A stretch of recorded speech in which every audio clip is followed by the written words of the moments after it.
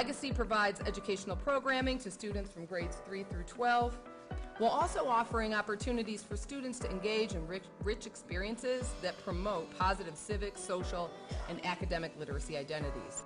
You have to be twice as good to get half of what they have. That was something that I grew up hearing my entire life, being a young Black woman. But growing up, I didn't want half. I wanted the whole thing. What started out as an idea has developed into a solid program. I had no idea in 12 years we would be where we are today, presenting at a national conference of teachers on English.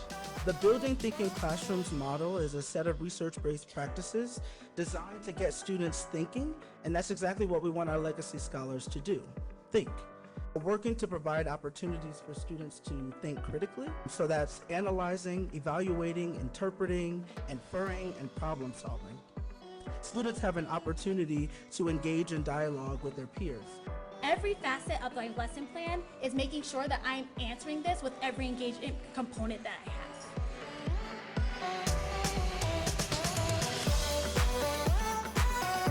Here's what I've learned in this work. Students do better when we build deeper connections. When they feel seen, they start to see themselves differently.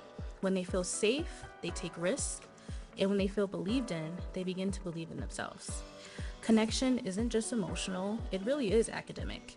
So connection shows up in everything that we do. Small groups, learning rooted in affirmation, weekly check-ins with kids, mentorship. What participation really means. In my mind, participation is intentional engagement.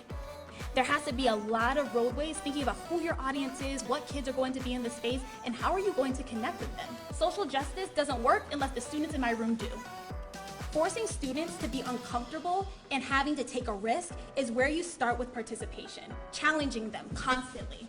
Believe in the work. If you don't believe in what you're teaching, the kids aren't either.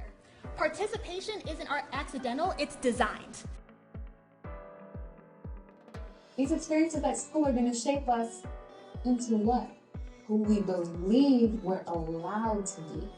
I felt seen in the curriculum, in Black history, Black achievement, Black intellectuals, and Black traditions. It was all normalized, right? And then there was this cultural pride that was built in to the academic spaces, and it weren't squeezed in. I think it's important to highlight that there is, in fact, a historical arc here of Black communities and cultural workers, and specifically Black teachers from Detroit to Orangeburg to Hartford and so on. It really is time to pay attention to Black teachers specifically and what they have long contributed to our field. At the end, it feels more like family than school.